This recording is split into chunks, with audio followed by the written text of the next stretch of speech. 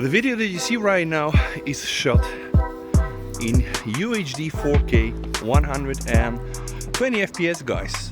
And also you can see it's a bit dull, and the reason for this is that the Galaxy S25 Ultra now supports log video. Alright, what are the gains? What is log video? So log video is in fact a video format that allows you to shoot and capture higher dynamic range compared to regular video. And then also, as you can notice, the video will look somehow dull, but then you can color grade it in post, and you can also do this on the phone, and I'm gonna show you how you can achieve that one. But before we start, guys, let's try to set the scene. Some people will tell you that log video is almost as good as raw video and is uncompressed, and that's not the case, right? So there is still compression there. The only gains should be allowing you to capture more detail, hopefully, and a higher dynamic range, and then of course allow you to color grade it or colorize the video in post-processing. So people are saying that this is the holy grail for video. Now in this video we're going to see what the options are, and definitely it's good that this is available now as a stock function, but I want to let you know we were able to do this before as well, just not using the stock camera but using Motion Cam Pro or MC24 FPS Pro.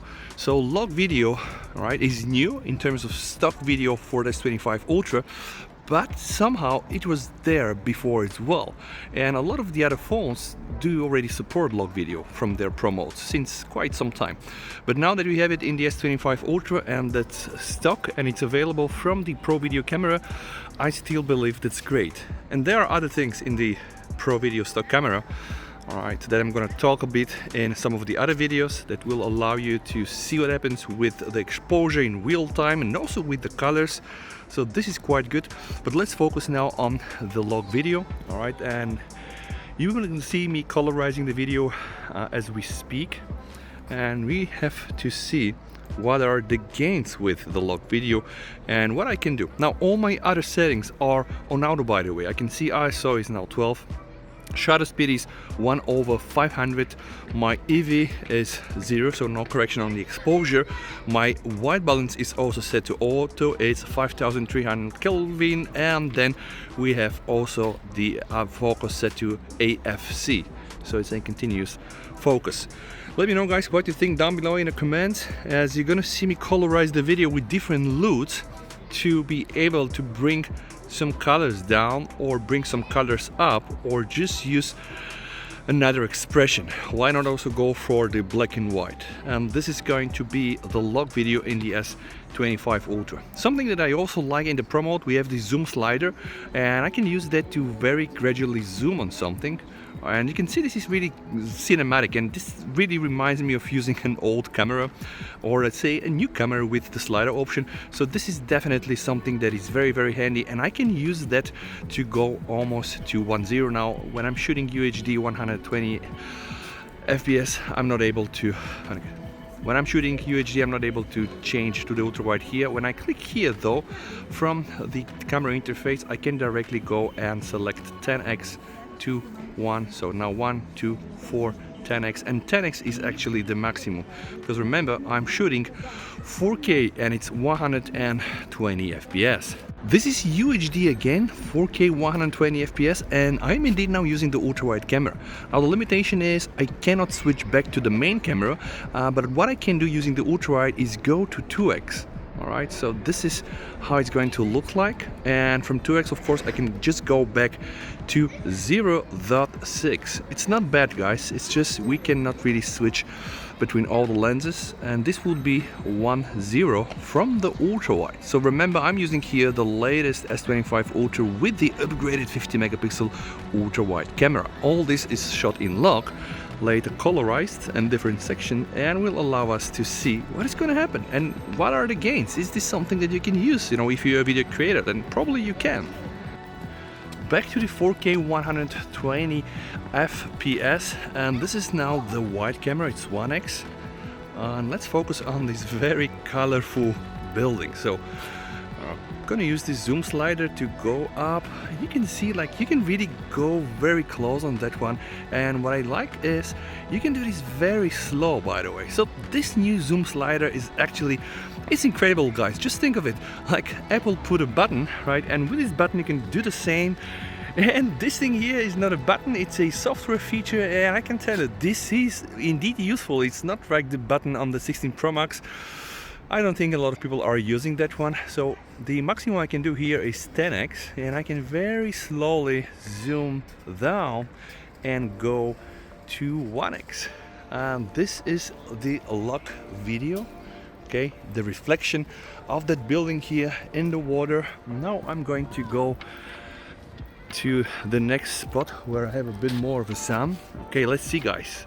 Are we able to really capture more details? Are we able to colorize this and just get some nice footage? This is going to be the big answer. And also, how can we do this directly on the phone? Because yes, we can colorize directly on the phone and even export, which isn't that bad. Now I'm testing the 10x zoom. Sweet guy holding a sweet nice baby here. Amazing. Alright, guys, let me know what you think down below in the comments. People that are saying that the S25 Ultra doesn't have a lot of upgrades are people that only consider upgrades to be hardware upgrades.